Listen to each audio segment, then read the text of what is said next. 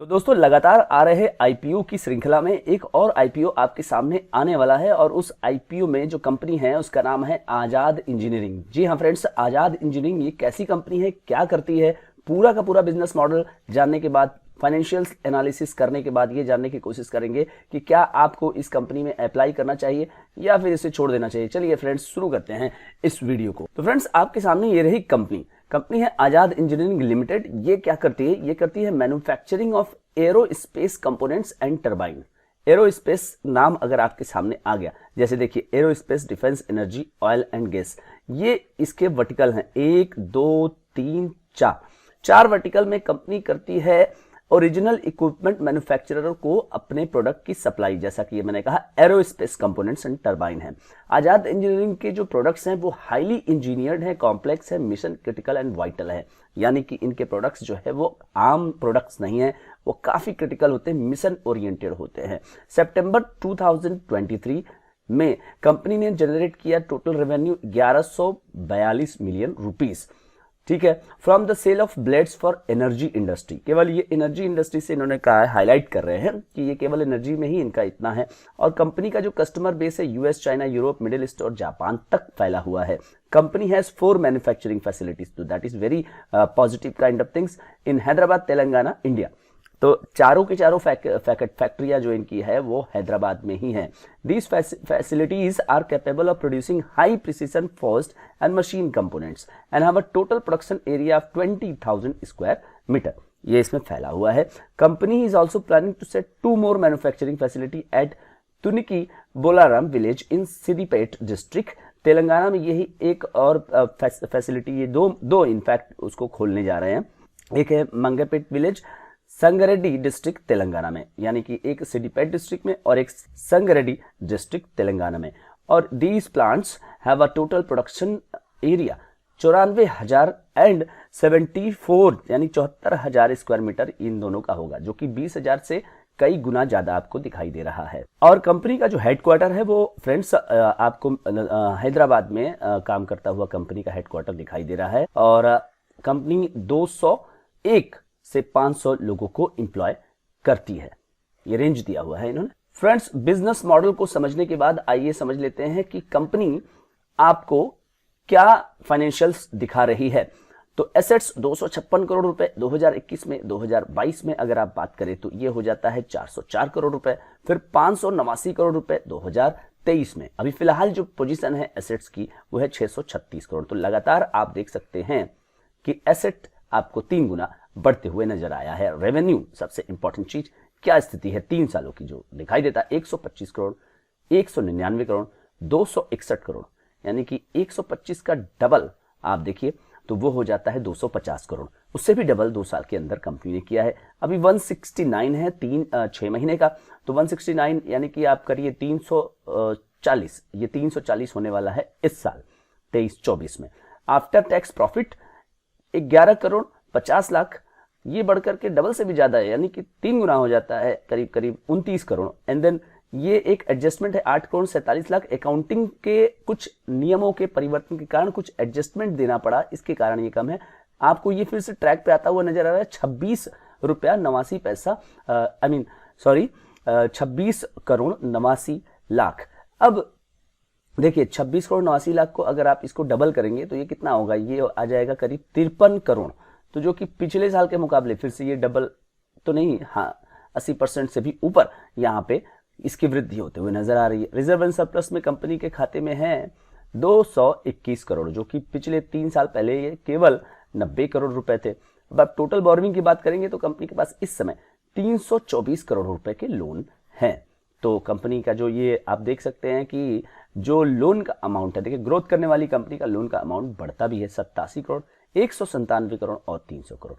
तो अभी फिलहाल 324 करोड़ रुपए के लोन पर कंपनी बैठी हुई है। फ्रेंड्स पी रेशियो की बात करेंगे तो 292, ये पी रेशियो आपको थोड़ा सा मिस गाइड करेगा, क्योंकि 292 ये पिछले 8 करोड़ वाले से यहां कंपेयर किया गया हुआ है। अभी अगर हम इसको 53 करोड़ रुपए से कंपेयर करेंगे तो इसका जो प्राइस टू मल्टीपल रेशियो आएगा निकल करके फ्रेंड्स, वो करीब आएगा 48 से 50 के बीच में। तो ये फेयरली वैल्यूड है। अभी मैं आपको कॉम्पिटिटर्स दिखाऊंगा, उसके हिसाब से आप समझ जाएंगे। आरओसीई 12 का है, डेट इक्विटी 1.47 है, वो घटने वाला है। और ईपीएस 1.79, ये वही ईपीएस है जो 8 करोड़ रुपए के ऊपर निकाला गया है। रिटर्न ऑन नेटवर्थ है 4.23। अब वैल्यूएशन की बात जहां तक है, यहां पर 48 मैंने आपको बताया, जबकि ये 292 आप लास्ट ईपीएस से कैलकुलेट करेंगे तो उस हिसाब से है। अब इन्होंने वैल्यूएशन को अपने कंपेयर किया है एमटार से। एमटार एक मिड कैप कंपनी हो चुकी है, 67 के मल्टीपल पर है, 33 के ईपीएस पे आपको 67 मल्टीपल है। पारस डिफेंस से आप इसको कंपेयर कर सकते हैं, 9.25, 77 का पी रेशियो। काफी महंगी कंपनी है, काफी जो है हाइप में रहने वाली कंपनी है। डायनामेटिक टेक्नोलॉजीज यहाँ पे है 67 और 7 का यहाँ पर आपको 88 का यहाँ पर पीई रेशियो है। तो अब त्रिवेणी टर्बाइन भी इसी सेक्टर में काम कर रही है, क्योंकि देखिए इनका 4 बिजनेस मॉडल है। तो 5.97 के ईपीएस पे आपको 75 के पी मल्टीपल पर, यानी कि सभी कंपनियों का ईपीएस जो आप देख रहे हैं, पी मल्टीपल आप देख रहे हैं तो 60 प्लस है, और इन्होंने 50 के अंदर में इसको रखने की कोशिश की है। 292 को अगर आप इग्नोर करेंगे तो, और ईपीएस भी मैंने कहा कि ये करीब करीब 10 आ रहा है आज के 6 महीने के परफॉर्मेंस को अगर आप देखेंगे तो। फेयरली प्राइस्ड है फ्रेंड्स ये इशू। अब टाइमलाइन की बात करते हैं फ्रेंड्स। 20 तारीख को ये आईपीओ हिट होगा बाजार में और 22 तारीख तक चलेगा। 20 और 22 ये 2 डेट याद रखिए। फेस वैल्यू 2 रुपए है ऑलरेडी, मतलब एक स्प्लिट का स्कोप रहेगा। प्राइस बैंड है 499 से 524 रुपए, 28 शेयरों का लॉट है। अब ये जो टोटल इशू है ये है 740 करोड़ रुपए, इसमें से 240 करोड़ रुपए फ्रेश इशू कंपनी के पास जाएंगे, और ऑफर फॉर सेल 500 करोड़ यहाँ प्रमोटर्स जो है अपने शेयर्स बेच रहे हैं। फ्रेंड्स अलॉटमेंट जो है वो इस शेयर का वो 26 तारीख को होगा। इनिशिएशन 27 तारीख को रिफंड का होगा अगर आपको शेयर नहीं मिलता है, और क्रेडिट होगा आपके डीमैट अकाउंट में 27 तारीख को ही, और लिस्टिंग होगी इस शेयर की 28 तारीख को, 28 दिसंबर, यानी लास्ट डेट से देखा जाए तो वही 6 दिन आपको यहाँ पे लगते हैं। अब कुछ और इंफॉर्मेशन देखिए। क्यूआईबी कैटेगरी में 50% आरक्षण रखा गया है, रिटेल के लिए 35% और एनआईआई एचआरआई कैटेगरी में 15%। और अगर आप रिटेल हैं एकदम एक लॉट के लिए अप्लाई करना चाहते हैं, 28 शेयरों के लिए आपको देने होंगे 14,672। रिटेल मैक्सिमम कैटेगरी में 13 लॉट के लिए 364 शेयरों के लिए 1,90,736। एचएनआई कैटेगरी मिनिमम 14 शेयरों के लिए 392 शेयरों के लिए, 14 लॉट के लिए 392 शेयरों के लिए 2,05,408, और एचएनआई मैक्सिमम 68 लॉट के लिए 1904 शेयरों के लिए 9,97,696, और एचएनआई बीटेक कैटेगरी में 69 शेयरों के लिए 69 लॉट के लिए 1932 शेयरों के लिए 10,12,368। ये अमाउंट्स हैं फ्रेंड्स, आपको अपने दिमाग में रखने हैं। जिस भी कैटेगरी में आप अप्लाई करना चाहते हैं उस हिसाब से सोचिए।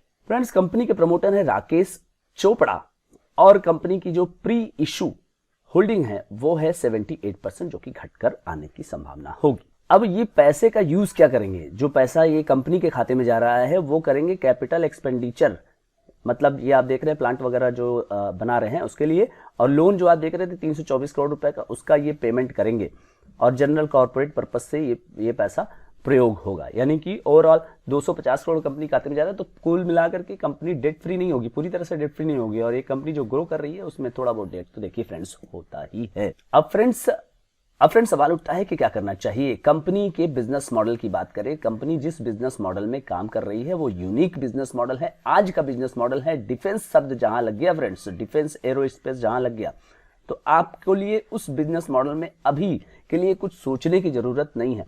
और ये हाई प्रिसिशन मैन्युफैक्चरिंग कंपनी है, इसके प्रोडक्ट्स जो है स्पेशलाइज्ड हैं, एक्सपेंशन के प्लान हैं, 2 प्लांट लेकर के आ रहे, इसका मतलब डिमांड जो है वो है रोबस्ट। अब आपको इस कंपनी में लिस्टिंग गेन की संभावना क्या है? लिस्टिंग गेन में इस आईपीओ में संभावना ही संभावना है, जो ट्रेंड चल रहा है उसके आधार पे 100%, अगर 100% नहीं तो फ्रेंड्स 80% लिस्टिंग गेन होने की काफी ज्यादा संभावना। अब लिस्टिंग गेन के बाद बात कर लेते हैं लॉन्ग टर्म के निवेशकों को इसमें क्या करना चाहिए। लॉन्ग टर्म के निवेशकों को भी इसमें आने की आसानी से जरूरत है। फ्रेंड्स आसानी मेरा मतलब यह है कि लॉन्ग टर्म के लिए भी ये बेट काफी अच्छा है। एक प्रॉमिसिंग बिजनेस मॉडल है, वैल्यूएशन आकर्षक है, और अच्छे वैल्यू पर मिल रही कंपनी अगर आपको यहां मिल जाती है तो ले करके इस कंपनी को बैठने की जरूरत है फ्रेंड्स। तो कंपनी अच्छी है और लॉन्ग टर्म का बिजनेस मॉडल अच्छा है, और इस आधार पे फाइनेंशियल्स जो कि आपको दिख रहे हैं ओके है, लॉन्ग टर्म के लिए भी आप इसको सोच सकते हैं।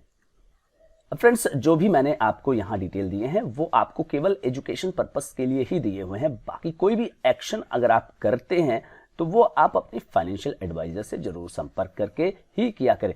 बाकी जो भी आपको इस वीडियो में अच्छा लगा हो तो आप शेयर करिए, लाइक करिए, सब्सक्राइब जरूर करें इस चैनल को, और ये बताना जरूर भूलिए नहीं कि इस आईपीओ में आप अप्लाई करने जा रहे हैं या नहीं।